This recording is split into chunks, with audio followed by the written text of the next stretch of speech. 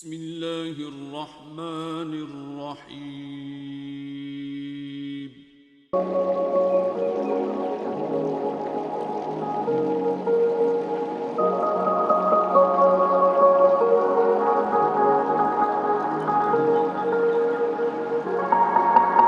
الحمدللہ رب العالمین والعاقبۃ للمتقین والصلاة والسلام علی امام الانبیاء والمرسلین وعلی آلہ واصحابہ اجمعین، اما بعد فاعوذ باللہ من الشیطان الرجیم، بسم اللہ الرحمن الرحیم۔ یا ایتھا النفس المطمئنہ ارجعی الی ربک راضیۃ مرضیہ فادخلی فی عبادی وادخلی جنتی۔ صدق اللہ مولانا العظیم۔ ان اللہ وملائکتہ یصلون علی النبی یا ایہا الذین آمنوا صلوا علیہ وسلموا تسلیما۔ الصلاۃ والسلام علیک یا سیدی یا رسول اللہ وعلی آلک واصحابک یا سیدی یا حبیب اللہ۔ جب یہ آیت پاک مسلمانوں کے درمیان تلاوت کی جاتی ہے، ان اللہ وملائکتہ یصلون علی النبی، تو یہ اس کی محفل صرف اس محفل کے لیے یا ہمارے آنے کے لیے نہیں، حضور نبی کریم صلی اللہ علیہ وآلہ وسلم کی ذات کے لیے جب یہ آیت پاک آپ حضرات سماعت کرتے ہیں، آئندہ سے بھی جب سماعت کرتے ہیں تو مسلمانوں پر درود پاک پڑھنا واجب ہو جایا کرتا ہے، لہٰذا بلند آواز کے ساتھ پڑھیے۔ الصلاۃ والسلام علیک یا سیدی یا رسول اللہ وعلی آلک واصحابک یا سیدی یا حبیب اللہ۔ الصلاۃ والسلام علیک یا سیدی یا نبی اللہ وعلی آلک واصحابک یا سیدی یا نور اللہ۔ الصلاۃ والسلام علیک یا سیدی یا رحمۃ للعالمین وعلی آلک واصحابک یا سیدی یا شفیع المذنبین۔ تمام تعریفیں اللہ تبارک و تعالیٰ کی پاک ذات کے لیے جو اپنی ذات اور اپنی صفات میں لا شریک ہے۔ ان گنت درود و سلام ہمارے آقا و مولا، ہمارے ملجا و مابا جناب محمد مصطفیٰ احمد مجتبیٰ صلی اللہ علیہ وآلہ وسلم پر، جن کے ذریعہ سے ہمیں ایمان نصیب ہوا۔ لا الہ الا اللہ محمد رسول اللہ صلی اللہ علیہ وآلہ وسلم۔ اللہ پاک ہمیں اسی ایمان پر زندہ رکھے اور اسی ایمان کے ساتھ ہمیں اس دنیا سے اٹھائے۔ حضرات محترم، آج ہم اور آپ اللہ اور اس کے پیارے رسول نبی آخر الزمان حضرت محمد مصطفیٰ احمد مجتبیٰ صلی اللہ علیہ وآلہ وسلم کی رضا کی خاطر اللہ اور اس کے رسول کے ذکر کے لیے حاضر ہیں۔ یہ آج کے تمام ذکر و اذکار، یہ طعام کے تمام و انصرام میرے محمد فضل الرحمن صاحب کی طرف سے، محمد عبد الرحمن صاحب کی طرف سے، محمد عتیق الرحمن صاحب کی طرف سے، محمد شفیق الرحمن صاحب کی طرف سے، اور ہمارے محترم مقام جناب محمد فیاض احمد صاحب کے ایصال ثواب کے لیے ان کے رشتہ داروں کی طرف سے آج جتنا بھی اہتمام و انصرام کیا گیا، آپ حضرات کو مدعو کیا گیا، ہمیں مدعو کیا گیا، تو اللہ تبارک و تعالیٰ کی رضا کی خاطر ان نوجوانوں نے جو طعام کا اہتمام و انصرام کیا، ہم سے پہلے بڑی خوبصورتی کے ساتھ حضرت علام تلاوت قرآن حمید، حضور علیہ السلام کی ثناخوانی، شاعری میں، نثر میں، درود پاک کے نذرانے، اور جس کسی نے جس انداز کے ساتھ اپنی محبت عقیدت کا اظہار کیا، اللہ پاک سب کی کاوش کو اپنی بارگاہ میں قبول و منظور فرمائے۔ اللہ تبارک و تعالیٰ آج کے استعام کے اہتمام و انصرام کے وسیلہ سے، آج کے ذکر و اذکار کے وسیلہ سے، اللہ تبارک و تعالیٰ یہ محفل پاک، یہ طعام کے اہتمام و انصرام، یہ ہمارے محترم مقام جناب محمد فیاض احمد سیال صاحب مرحوم و مغفور کی ایصال ثواب کے لیے انعقاد کیا گیا۔ محمد فیاض احمد سیال رحمۃ اللہ علیہ حضرت قبلہ پیر سید اختر حسین شاہ رحمۃ اللہ علیہ کی عقیدت میں، طریقت میں شامل ہونے والے، بڑی وفا کرنے والے۔ ہماری عمر اس وقت تھوڑی تھی، تو جب ہم یونیورسٹی سے فارغ ہوئے تو قبلہ حضرت صاحب، آپ حضرات سارے حضرت قبلہ پیر سید اختر حسین شاہ رحمۃ اللہ علیہ کی ذات کو جانتے ہیں، ان کے مریدین یہاں پر تشریف فرما ہیں، تو جب ان کے آخری ایام تھے تو وہ ہاسپیٹل کی طرف آپ گئے، تو ہم بھی اس وقت ہاسپیٹل میں قبلہ حضرت صاحب کے ساتھ ہوا کرتے تھے۔ تقریباً وہ عرصہ 3 سے 4 ماہ کا ہاسپیٹل کے درمیان لگا، تو ہم نے اپنی آنکھوں کے ساتھ دیکھا کہ وہی فیاض احمد مرحوم و مغفور جس نے 3 سے 4 ماہ بڑی باقاعدگی کے ساتھ بڑی وفا کو نبھاتے ہوئے، بڑی عقیدت کو نبھاتے ہوئے، اس کے پاس بچے بھی تھے، اس کے پاس اولاد بھی تھی، اس کا گھر بار بھی تھا، اس کی تجارت بھی تھی، اس کے پاس جانور بھی تھے، اس کا گھر بار تھا۔ ہم نے ایک مرتبہ بھی اس کی زبان سے یہ کہتے ہوئے نہیں سنا کہ حضرت جی کچھ دیر کے لیے اجازت دیں، میں اپنے گھر والوں کا پتہ کر آؤں۔ اتنی محبت کرنے والا انسان، اتنی وفا کرنے والا انسان، اور سب سے بڑی بات یہ کہ آل رسول کے ساتھ محبت کرنے والا انسان، اولاد رسول کے ساتھ محبت اور عقیدت اور عشق پیش کرنے والا انسان۔ تو جو آج کی آل کے ساتھ، آج کی آل رسول کے ساتھ محبت کرتا ہے، تو کیا آپ کے ذہنوں میں یہ خیال نہیں آئے گا کہ کیا آقا علیہ السلام جتنی آل کے ساتھ محبت جب کی جاتی ہے تو آقا علیہ السلام اپنی نظر مبارکہ سے اس کو دیکھ نہیں رہے ہوتے ہیں؟ تو میرے آقا علیہ السلام کتنی خوشی کا اظہار فرماتے ہوں گے جس نے اپنے گھر بار کو چھوڑا، اپنی اولاد کو چھوڑا، اپنی تجارت کو چھوڑا، ایک دن بھی اس شخص نے یہ نہیں کہا، صرف اپنی محبت کا اظہار کرتے ہوئے، عقیدت کا اظہار کرتے ہوئے اس نے اپنے قبلہ حضرت صاحب کی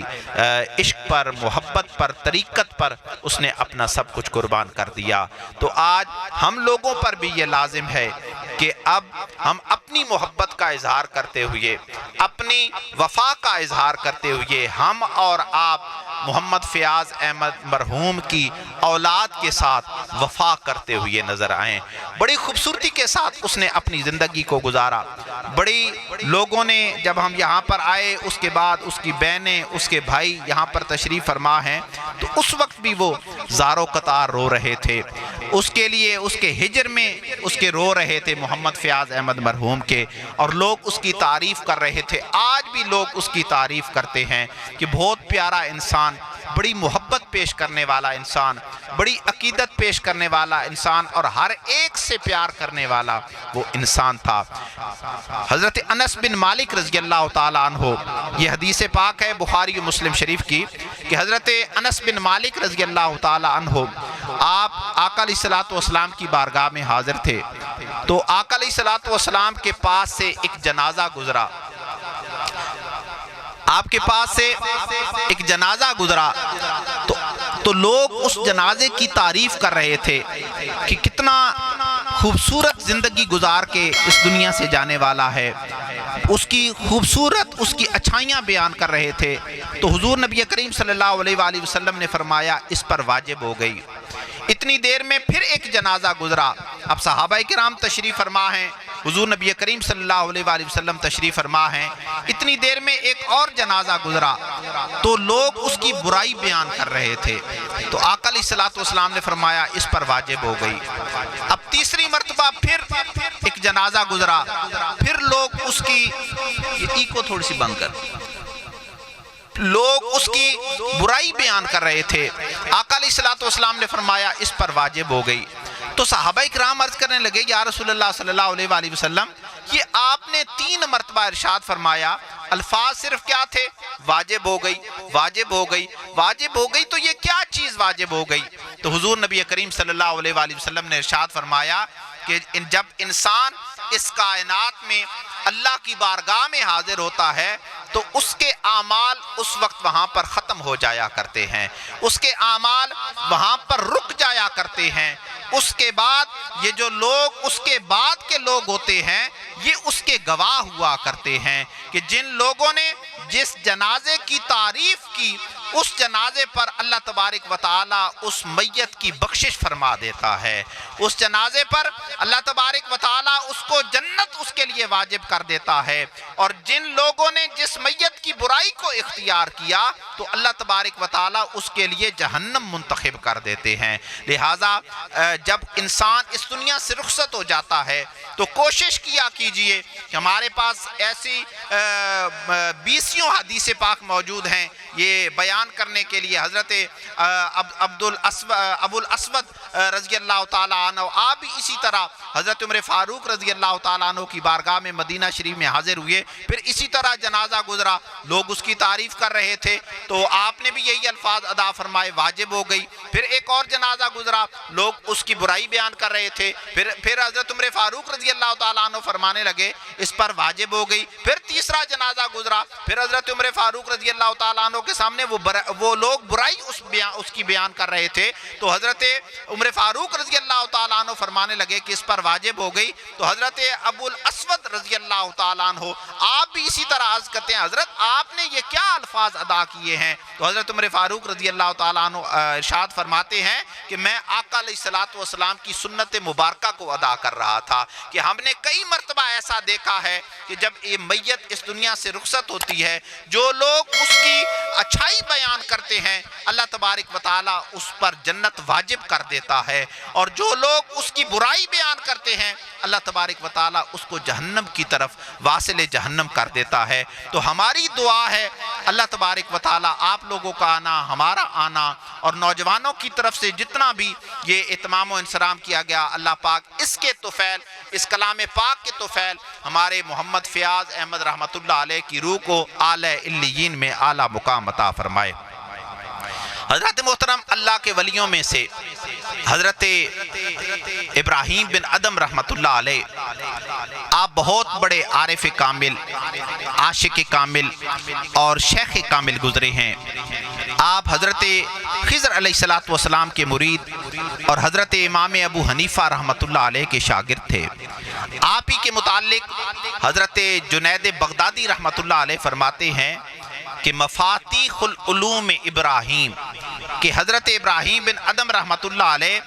طریقت و معارفت کے علوم کی تمام چابیاں حضرت ابراہیم بن ادم رحمت اللہ علیہ کے پاس ہیں. حضرت ابراہیم بن ادم رحمت اللہ علیہ ایک سلطنت جس کا نام بلخ ہے، اس سلطنت کے بادشاہ تھے، اس سلطنت کے تاجدار تھے. اس سلطنت کا تاج آپ کے سر پر سجا ہوا تھا. بڑی خوبصورتی کے ساتھ، اپنی عیاشی کے ساتھ، عیش و عشرت کے ساتھ، جس طرح بادشاہوں کی، شہنشاہوں کی زندگیاں ہوا کرتی ہے، تو بڑی خوبصورتی کے ساتھ اپنی زندگی کو بسر کر رہے تھے. حضرت ابراہیم بن ادم رحمت اللہ علیہ فرماتے ہیں کہ میرا استاد میرا ایک غلام ہے، میرا رہنما میرا ایک غلام ہے. آپ فرماتے ہیں کہ جو سبق میں نے اپنے اس غلام سے حاصل کیا، جو سبق میں نے اپنے اس رہنما سے حاصل کیا، جو سبق میں نے اپنے اس غلام سے حاصل کیا، وہ سبق زندگی میں آج تک کسی اور سے نہ حاصل کر سکا. فرماتے ہیں کہ میں ایک مرتبہ ایک غلام کو آزاد کروا کے اپنے گھر لے کر آیا. بادشاہ تھے، شہنشاہ تھے، اور بلخ کا تاج آپ کے سر پر سجا ہوا تھا. فرماتے ہیں کہ میں اس غلام کو آزاد کروا کے اپنے گھر لے کر آیا اور میں نے اس سے پوچھا کہ تمہارا نام کیا ہے؟ میں نے اس سے پوچھا کہ تمہارا نام کیا ہے؟ تو وہ غلام کہنے لگا حضرت غلاموں کے اپنے کون سے نام ہوا کرتے ہیں، غلام کا اپنا نام نہیں ہوا کرتا، مالک جس نام کے ساتھ غلام کو پکار دے وہی اس کا نام ہوا کرتا ہے. آج آپ حضرات دیکھتے ہیں کہ ایک انسان، ہم سارے مسلمان بیٹھے ہوئے ہیں، اللہ تبارک و تعالیٰ کی طرف سے ہمارے بڑے پیارے نام ہمارے ماں باپ رکھتے ہیں اسلامی لحاظ سے، لیکن جو پیار کرنے والا یا جو ہمارا مالک ہوتا ہے وہ اب جس نام کے ساتھ نام کو بگاڑ دیتا ہے، تو جتنے نام کے ساتھ بگاڑ کے پکارا جاتا ہے وہی اس کی پہچان بن جایا کرتی ہے. وہ غلام کہنے لگا کہ حضرت غلاموں کے اپنے کون سے نام ہوا کرتے ہیں؟ غلام کا اپنا کوئی نام نہیں ہوا کرتا، مالک جس نام کے ساتھ غلام کو پکار دے وہی اس کا نام ہوا کرتا ہے، وہی اس کی پہچان ہوا کرتی ہے. حضرت ابراہیم بن ادم رحمت اللہ علیہ فرماتے ہیں کہ میں نے اس سے دوسرا سوال کیا کہ کھانے میں کیا پسند کرتے ہو، پینے میں کیا پسند کرتے ہو؟ تو اس نے کہا حضرت غلاموں کی اپنی کیا پسند اور ناپسند ہوا کرتی ہے۔ مالک جو کھانے کو دے دے غلام اسی کو کھا کر خوش ہو جایا کرتا ہے۔ مالک کھانے کو نہ دے تو غلام اس حالت میں بھی خوش ہوا کرتا ہے۔ مالک جو پینے کو دے دے غلام اسی کو پی کر اسی کو کھا کر خوش ہو جایا کرتا ہے۔ فرماتے ہیں میں نے اس سے تیسرا سوال کیا، چونکہ آپ بادشاہ تھے، شہنشاہ تھے، تو آپ نے فرمایا کہ میں نے اس سے تیسرا سوال کیا کہ زندگی میں کوئی ایسی خواہش جو تمہاری پوری نہ ہوئی ہو، زندگی میں کوئی ایسی خواہش جو تمہاری پوری نہ ہوئی ہو۔ تو وہ غلام کہنے لگا حضرت غلاموں کی اپنی کون سی خواہشات ہوا کرتی ہیں، غلام کی اپنی کوئی خواہش نہیں ہوا کرتی، غلام کی خواہشات تو اپنے مالک کے ساتھ جڑی ہوئی ہوتی ہیں،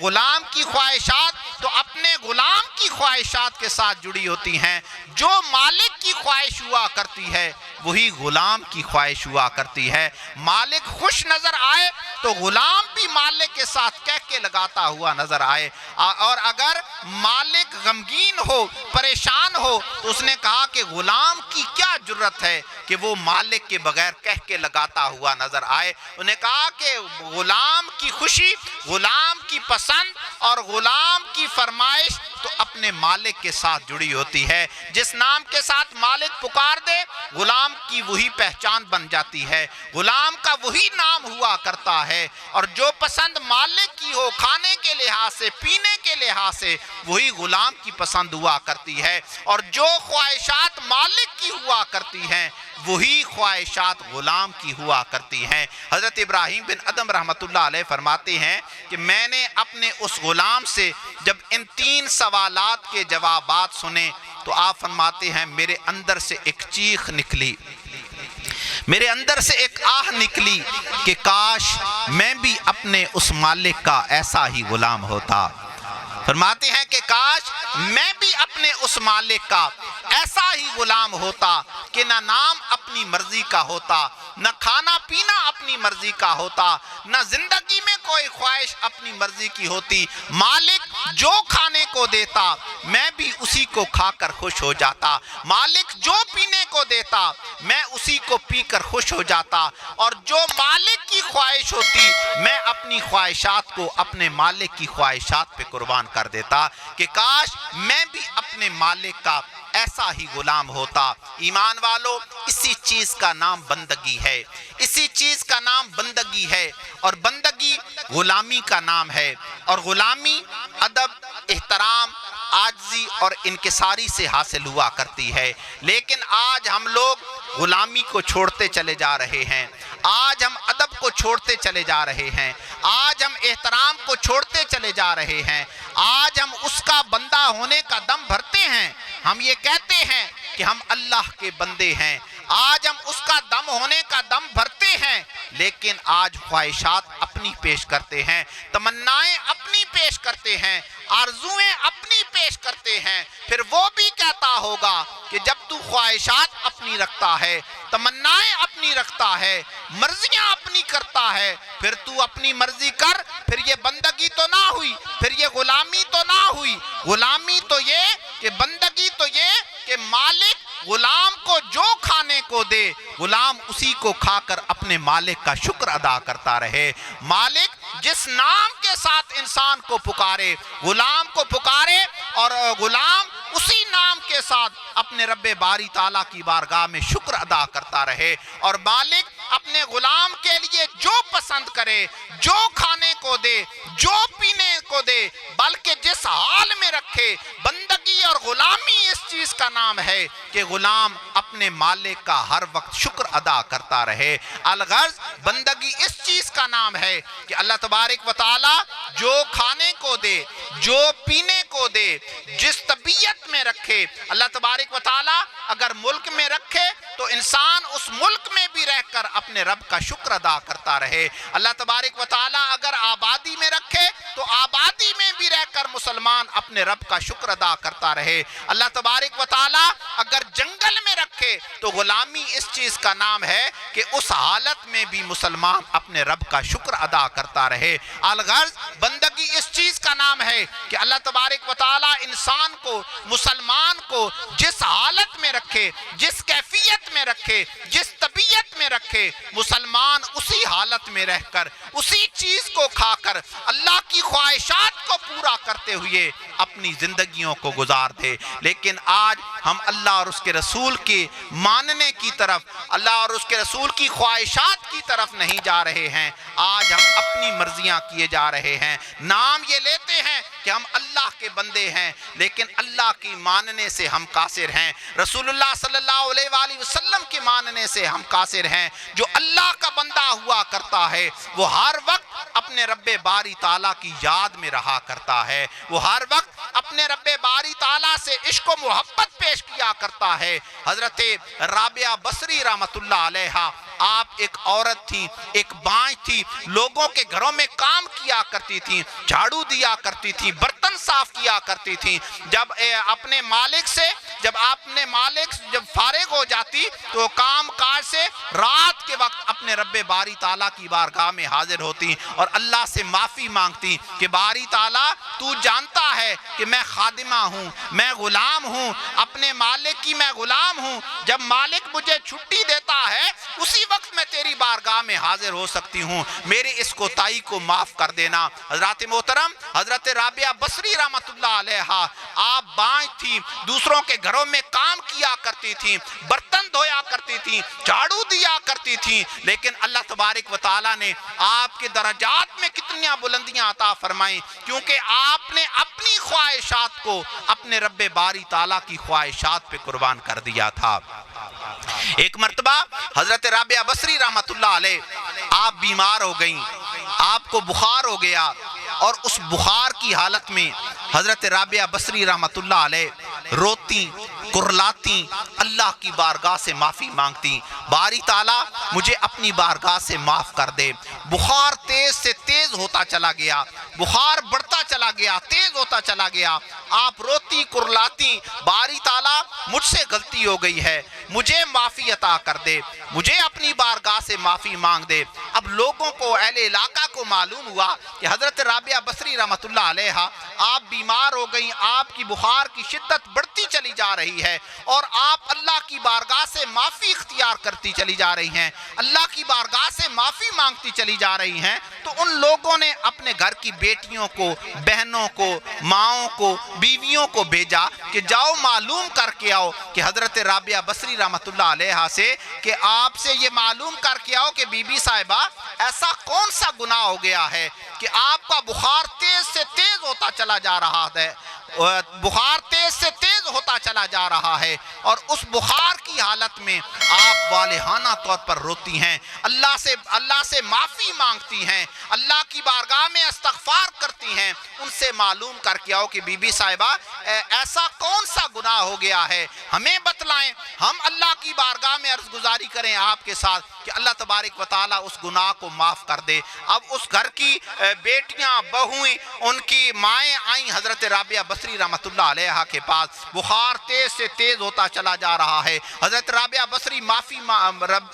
رحمت اللہ علیہا معافی مانگتی چلی جا رہی ہیں، کرلاتی جا رہی ہیں۔ وہ بیویاں آئیں، انہوں نے کہا بی بی صاحبہ ایسا کون سا گناہ ہو گیا ہے، ایسی کون سی غلطی ہو گئی ہے کہ آپ اللہ کی بارگاہ سے معافی مانگ رہی ہیں، زارو قطار روتی چلی جا رہی ہیں، ہمیں بھی بتلائیں اگر کوئی ایسا گناہ ہو گیا ہے تو ہم بھی اللہ کی بارگاہ میں آپ کے ساتھ مل کر دعا مانگتے ہیں، معافی مانگتے ہیں، اللہ تبارک و تعالیٰ اس کے صدقہ سے آپ کو معاف فرما دے۔ تو حضرت رابعہ بصری رحمت اللہ علیہا فرمانے لگی کہ یہ بات آپ نے ٹھیک کہی ہے کہ آپ بھی میرے ساتھ مل کر اللہ کی بارگاہ سے معافی مانگے تاکہ جو گناہ مجھ سے ہو گیا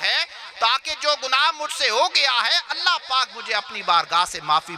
عطا کر دے۔ اب وہ بیویاں کہنے لگیں کہ بی بی صاحبہ کون سی غلطی ہوئی ہے، ایسا کون سا گناہ ہوا ہے کہ آپ رو رو کر بخار بڑھتا چلا جا رہا ہے، اللہ کی بارگاہ سے معافیاں مانگ رہی ہیں۔ تو حضرت رابعہ بصری رحمۃ اللہ علیہ فرماتی ہیں کہ میں ایک مرتبہ قرآن پاک کی تلاوت کر رہی تھی، اور قرآن پاک کی تلاوت کرتے کرتے قرآن پاک میں جنت کا ذکر آ گیا، قرآن پاک میں بہشت کا ذکر آ گیا، جنت کا ذکر آ گیا، اور وہاں پر نہروں اور چشموں اور باغات کا ذکر آ گیا۔ تو تلاوت ایک جس طریقے کے ساتھ اللہ تبارک و تعالیٰ نے جنت کے مناظر کو پیش کیا ہے، وہ اللہ کی ولیہ تھی، ان کی آنکھوں میں وہ سارے مناظر چلنا شروع ہو گئے۔ فرماتی ہیں میں قرآن پاک کی تلاوت کر رہی تھی تو قرآن پاک کی تلاوت کرتے کرتے قرآن پاک میں جنت کا ذکر آیا، بہشت کا ذکر آیا، اور جنت کے باغات، جنت کی نہروں، جنت کے پھلوں کا یہ ذکر آیا۔ تو فرماتی ہیں کہ میرے اندر یہ خواہش پیدا ہوئی کہ کاش یہ جنت مجھے مل جائے۔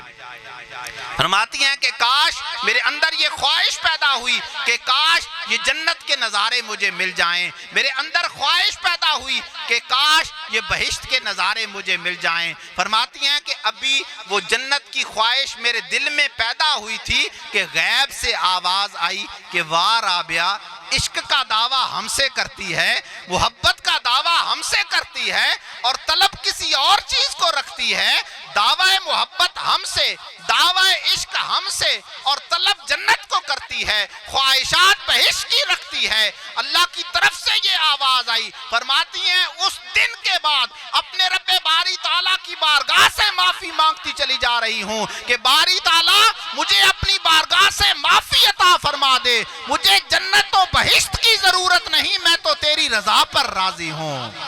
مولا تو مجھے جس حال میں رکھے آج کے دن سے میں اسی حال پر راضی ہوں۔ آپ فرماتی ہیں اس دن سے اپنے رب باری تعالیٰ کی بارگاہ سے معافی مانگتی چلی جا رہی ہوں۔ حضرات محترم، میں وہی ذکر کر رہا تھا حضرت ابراہیم بن ادم رحمت اللہ علیہ۔ آپ فرماتے ہیں میں نے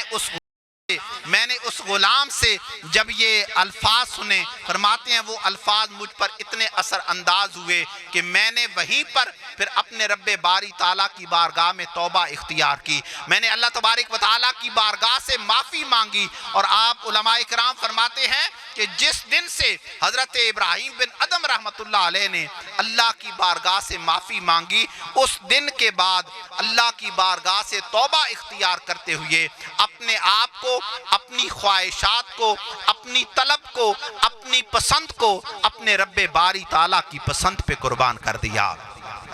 اس دن کے بعد اپنی خواہشات کو اپنے رب باری تعالیٰ کی خواہشات پہ قربان کر دیا۔ پھر آپ اس دن سے، جس دن سے آپ نے توبہ اختیار کی، اس دن سے آپ اپنے رب باری تعالیٰ کی طلب کے لیے نکل پڑے، اس دن سے آپ اپنے رب باری تعالیٰ کی تلاش کے لیے نکل پڑے، اور آپ مکہ معظمہ جہاں کر پہنچ گئے۔ وہاں پر فرماتے ہیں علماء کرام فرماتے ہیں کہ اس دن سے ایک بادشاہ نے، ایک شہنشاہ نے جس دن سے اللہ کی بارگاہ میں توبہ اختیار کی، اس دن سے اس سلطنت کو خیر آباد کر دیا، اس سلطنت کو چھوڑ کر، اس تاجدار کو چھوڑ کر، اس خوشیوں کے ساتھ اپنی زندگی کو گزارتے ہوئے اس کو ترک کر کے اپنے رب باری تعالیٰ کی طلب کے لیے نکل پڑے، اپنے رب باری تعالیٰ کی تلاش کے لیے نکل پڑے۔ حتیٰ کہ آپ کا 4 سالہ بیٹا بھی، جو اپنے گھر میں 4 سالہ بیٹا بھی اللہ کی رضا کی خاطر چھوڑ کر اللہ کی تلاش کے لیے نکل پڑے، اللہ کی طلب کے لیے نکل پڑے۔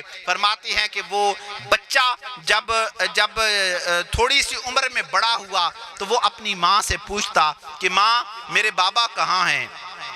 میرے بابا کہاں ہیں؟ تو وہ ماں کہتی کہ تمہارے بابا اللہ کی تلاش کے لیے نکل پڑے ہیں، اللہ کی طلب کے لیے نکل پڑے ہیں۔ فرماتے ہیں کہ وہ جب جو عمر بڑھتی چلی گئی، وہ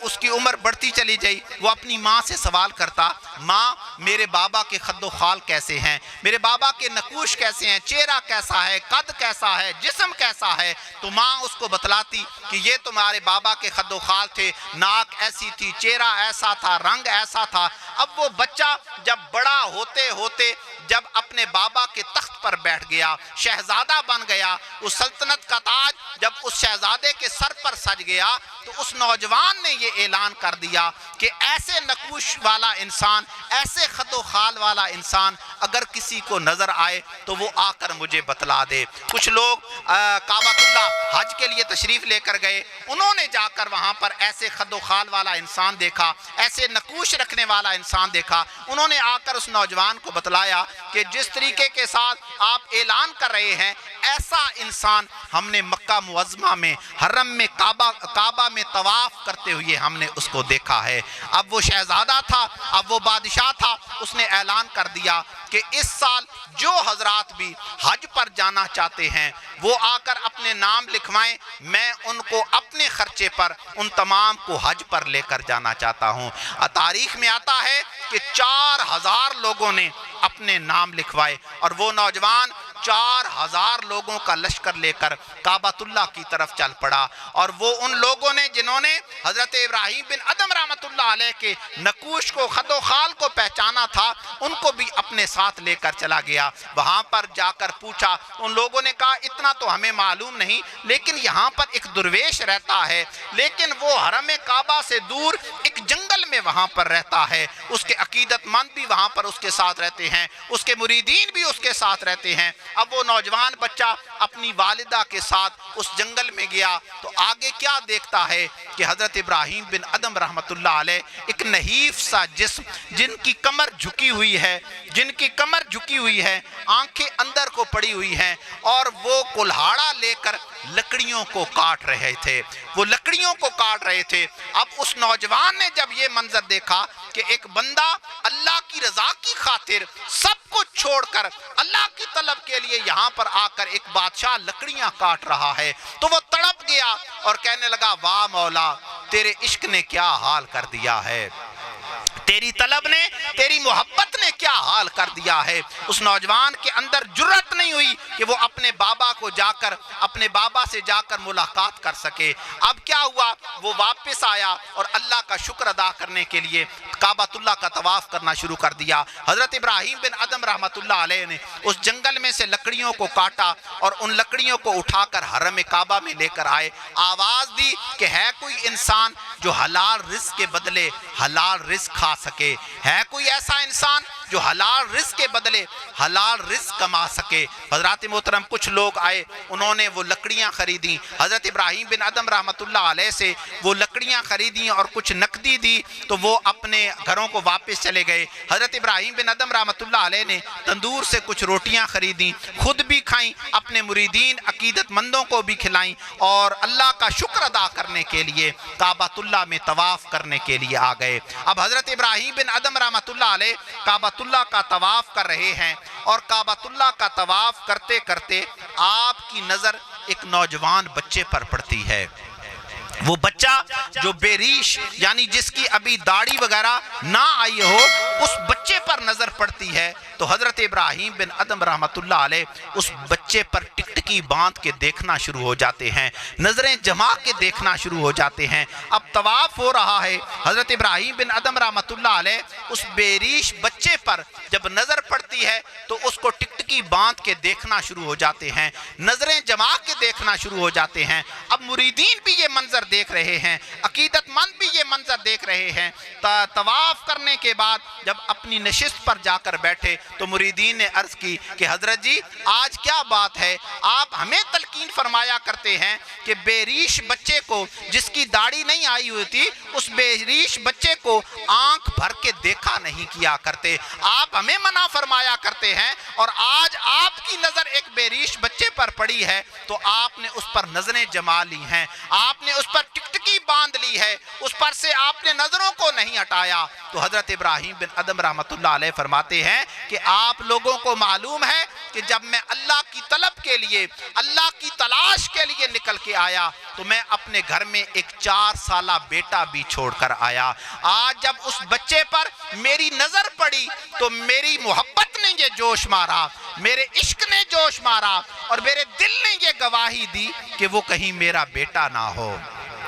وہ کہیں میرا بیٹا نہ ہو۔ اب وہ لوگ آئے، انہوں نے تلاش کرنا شروع کر دیا۔ اب تلاش کرتے کرتے معلوم ہوا کہ ایک شہزادہ آیا ہے اور 4000 کا لشکر اپنے ساتھ لے کر آیا ہے۔ وہ اس کے پاس گئے، انہوں نے کہا نوجوان کدھر آئے ہو، کدھر آئے ہو؟ تو وہ کہنے لگا کہ پہلے تو حج ادا کرنے کے لیے آیا ہوں، لیکن ساتھ اپنے بابا کی تلاش کے لیے آیا ہوں۔ انہوں نے پوچھا کہ تمہارے بابا کا نام کیا ہے؟ بتلایا میرے بابا کا نام ابراہیم بن ادم ہے۔ انہوں نے کہا آؤ تمہیں اپنے بابا کے ساتھ ملاقات کرواتے ہیں۔ حضرات محترم، وہ نوجوان اپنی اماں کے ساتھ اپنے بابا کے ساتھ ملاقات کرنے کے لیے گیا۔ جب بابا کی پہلی نظر اپنے بیٹے پر پڑی تو باپ کی محبت نے جوش مارا،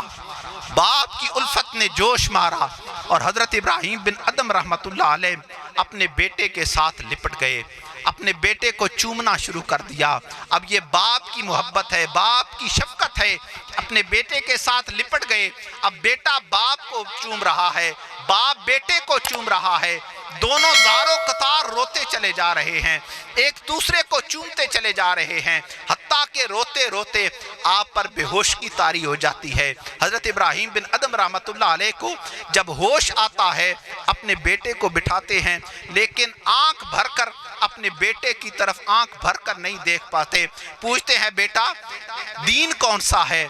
ڈر تھا کہ کہیں دین سے پھر نہ گیا ہو۔ دین کون سا ہے؟ بیٹا کہنے لگا کہ میرا دین اسلام ہے۔ انہوں نے کہا بیٹا کلمہ جانتے ہو؟ اس نے پڑھا لا الہ الا اللہ محمد الرسول اللہ۔ یہ الفاظ پڑھنے کی دیر تھی کہ حضرت ابراہیم بن ادم رحمت اللہ علیہ نے اپنے بیٹے پر پھر نگاہ ڈالی، پھر باپ کے جوش نے، محبت نے، باپ کی شفقت نے، باپ کے جوش نے پھر ایک بار پھر اس محبت کو جاگی، اور آپ کا دل چاہا کہ وہ اپنے بیٹے کے ساتھ لپٹ جائیں۔ تو حضرت ابراہیم بن ادم رحمت اللہ علیہ اپنے بیٹے کے ساتھ لپٹ گئے، پھر بیٹے کو چومنا شروع کر دیا۔ اب پھر باپ بیٹے کو چوم رہا ہے، بیٹا باپ کو چوم رہا ہے، پھر تھوڑا سا سنبھلتے ہیں، پھر باپ کی محبت جوش مارتی ہے، اور اپنے بیٹے کی طرف جب تیسری مرتبہ آنکھ اٹھا کر دیکھتے ہیں تو وہ آنکھ فوراً آسمان کی طرف اٹھ جاتی ہے، اور یہ الفاظ نکلتے ہیں کہ مولا اب تو اس معاملے میں میری مدد فرما دے۔ اتنی دیر گزرتی ہے کہ وہ نوجوان بچہ وہیں پر تڑپ کر مر جاتا ہے، وہ بچہ وہیں پر تڑپ کر مر جاتا ہے۔ وہ مریدین عقیدت مند انہوں نے اس کی تجہیز و تکفین کی، اور تجہیز و تکفین کرنے کے بعد جب اس کو دفن کرنے کے بعد حضرت ابراہیم بن ادم رحمت اللہ علیہ کے پاس آئے۔ انہوں نے کہا حضرت آج کیا معاملہ ہوا ہے؟ آج کیا معاملہ ہوا ہے کہ آج آپ کا بیٹا اتنے سالوں کے بعد آپ کو ملا ہے، اور آپ نے اپنا سر آسمان پر اٹھایا، اس کو بیٹے کو نہ بیماری تھی نہ تکلیف تھی، تو وہ اچانک وہیں پر تڑپا اور وہیں پر فوت ہو گیا۔ تو حضرت ابراہیم بن ادم رحمت اللہ علیہ فرماتے ہیں کہ آپ لوگوں کو معلوم ہے کہ میں اپنا 4 سالہ بیٹا اللہ کی رضا کی خاطر چھوڑ کر آیا تھا، اللہ کے رستے کے لیے چھوڑ کر آیا تھا۔ آج 20-22 سال کے بعد جب میری اس بیٹے سے ملاقات ہوئی ہے، تو جب میری پہلی نظر اپنے بیٹے پر پڑی ہے تو باپ کی محبت نے جوش مارا ہے، باپ کی شفقت نے جوش مارا ہے، اور میرا دل کرتا تھا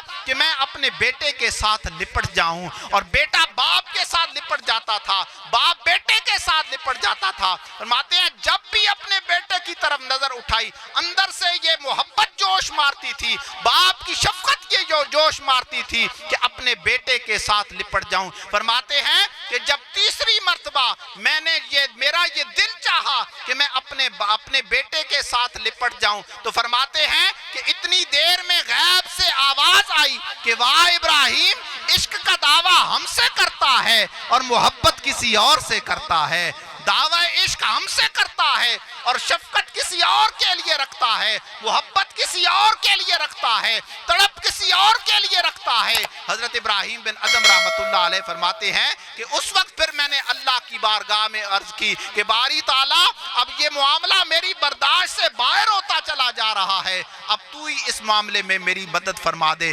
فرماتے ہیں اسی وقت وہ جو بچہ تڑپ کر مرا وہ اللہ کی طرف سے کہ میں اللہ کی رضا پر راضی ہوں۔ ایمان والو جو اللہ والے ہوا کرتے ہیں وہ اپنی خواہشات کو، اپنی پسند کو، اپنی طلب کو اپنے رب باری تعالیٰ کی طلب پہ قربان کر دیتے ہیں۔ اللہ تبارک و تعالیٰ کی بارگاہ میں فرائض رسول اللہ صلی اللہ علیہ وآلہ وسلم کی سنہ مبارکہ کو اتنی خوش اسلوبی کے ساتھ ادا فرماتے کہ پھر یہ کائنات ہے۔ ہمارا محمد فیاض احمد ہمیں اس بات کی گارنٹی نہیں ہے کہ اگر وہ 5 وقت کی نماز پڑھا کیا کرتا تھا، لیکن اس بات کی گارنٹی ہے کہ وہ اس کائنات میں حلال رزق کما کر اس دنیا سے رخصت ہوا ہے۔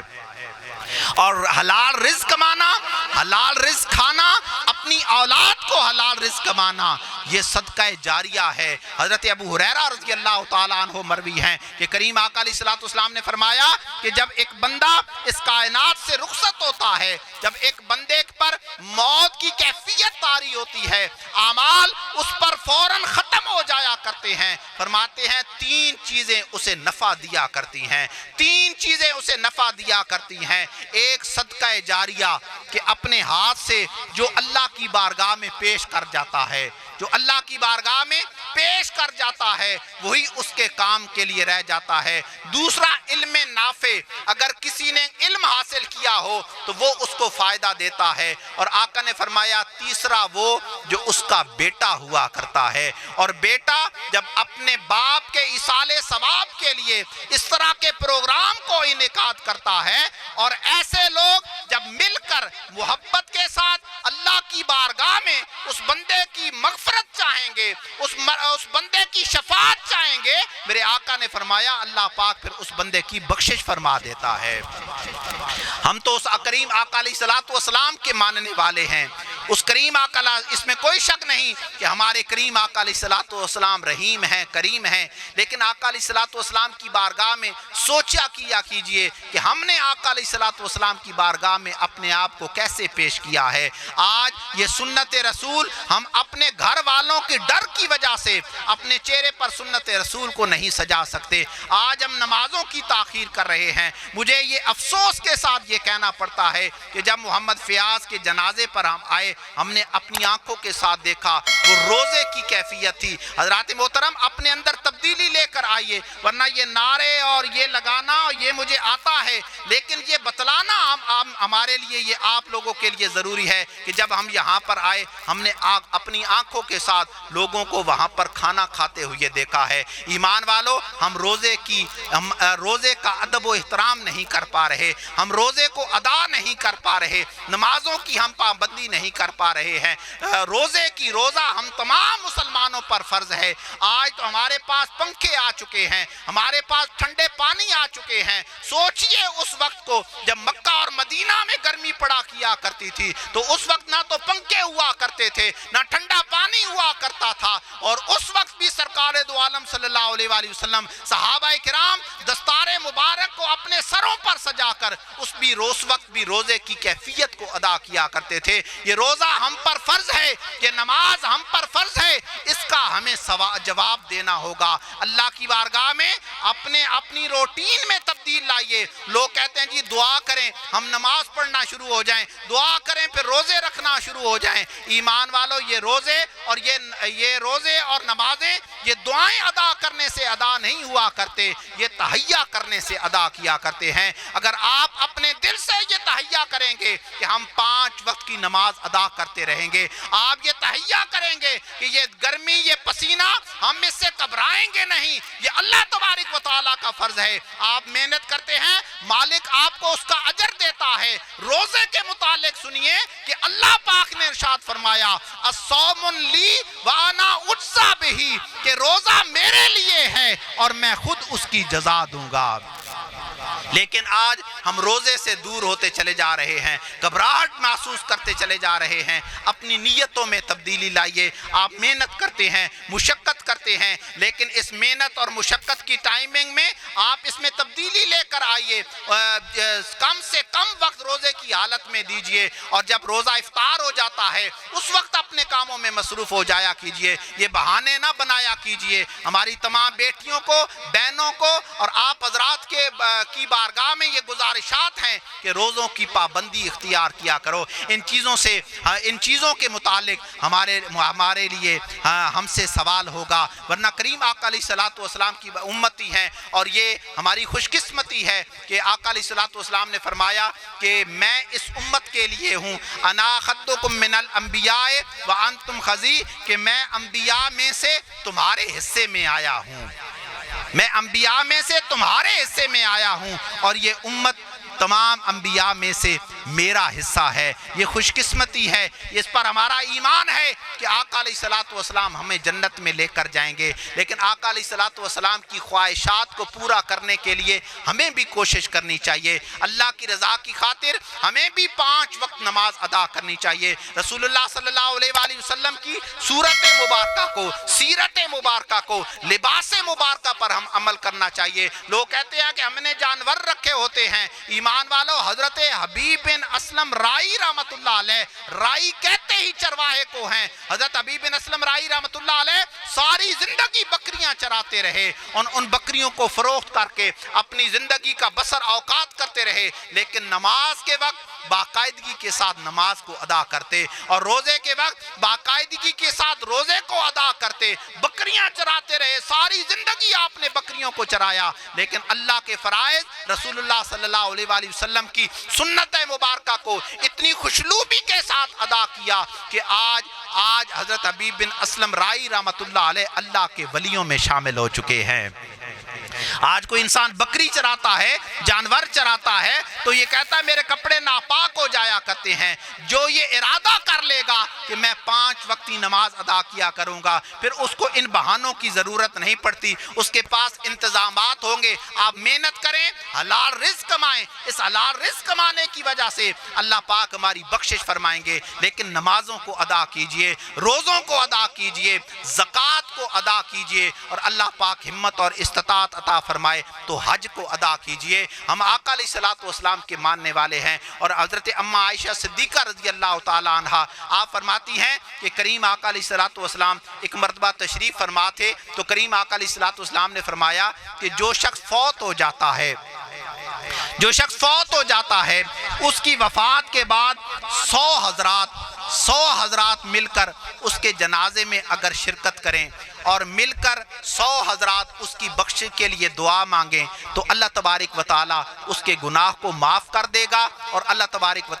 تعالیٰ اسے جنت عطا کر دے گا. ایمان والو، یہ 100 حضرات پر، اور ہماری محبت یہ کہتی ہے، کیونکہ ہم اس نبی علیہ الصلوۃ والسلام کے ماننے والے ہیں کہ کریم آقا علیہ الصلوۃ والسلام نے تو 100 حضرات کے متعلق یہ فرما دیا. اب یہ کریم آقا علیہ الصلوۃ والسلام کی ذات ہے، اب کسی کے جنازے میں 99 بھی آ سکتے ہیں، اب کسی کے جنازے میں 70 لوگ بھی آ سکتے ہیں، لیکن آقا علیہ الصلوۃ والسلام نے 100 کے متعلق فرما دیا. ہمارا یہ ایمان ہے کہ اگر 100 سے، جب آقا نے 100 کا عدد فرما دیا، تو اگر 100 سے کم ہوتے، 99 بھی ہوتے، 98 بھی ہوتے، تو پھر اس کی بخشش نہ ہوتی، وہ اس گنتی میں نہ آتا. اسی طرح آقا علیہ الصلوۃ والسلام کے ذہن مبارکہ میں پھر خیال آیا ہوگا کہ کئی لوگ ایسے بھی ہوتے ہیں جن کے جنازے میں 100 سے کم ہو جایا کرتے ہیں. حضرت ابن عباس رضی اللہ تعالیٰ عنہ فرماتے ہیں کہ آقا علیہ الصلوۃ والسلام نے فرمایا کہ جس کے جنازے پر 40 لوگ اس کا جنازہ ادا کر لیں،